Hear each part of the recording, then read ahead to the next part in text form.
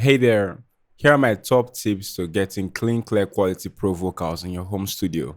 Tip 1: make sure you always have a bottle of water close by at room temperature, not cold, not hot, not warm, room temperature water, so that it will always help refresh the artist's vocals when recording. Tip number 2: encourage the artist, or if you are the artist, try to practice as much as you can even before the day of the recording session so that you can be much more confident of what you're recording and to even have more room to be creative, and you may even buy more time from the studio session to do even much more project than you intended to do. Tip number 3: be free to fail and do goofy stuff in the studio. You'll be surprised at the amount of amazing ideas that can come out from just being free and doing things that are just goofy and crazy in the studio.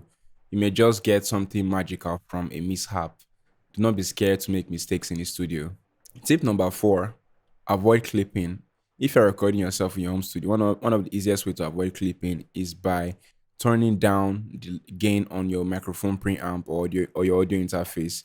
Make sure it does not exceed 12 o'clock. In fact, these days, most microphones these are so sensitive that you don't even need to drive it all the way halfway of your audio interface to get a reasonable signal in. So I recommend do not exceed halfway of your audio interface when recording. And also make sure that you do not see any red signs in your audio interface when recording. Red usually means danger. So if you see any red signals in your audio interface or in your on your on your digital audio workstation, do well to turn down the volume. And if you're having problem with your voice being lost in the beats, you can easily just turn down the beats. Instead of making your voice louder, you can make the beats more quiet so that your voice can easily sit on the beats. It will all be fixed during mixing and mastering. Tip number 5: do not settle for average takes. Make sure you give your best in every studio session and do not feel like it's going to be solved in the mix. Most times, it usually doesn't get solved in the mix.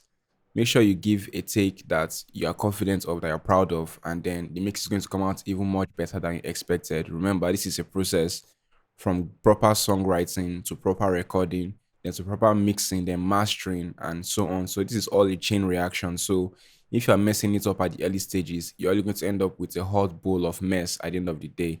So make sure that you record properly, you write proper songs, you record properly, and you mix properly.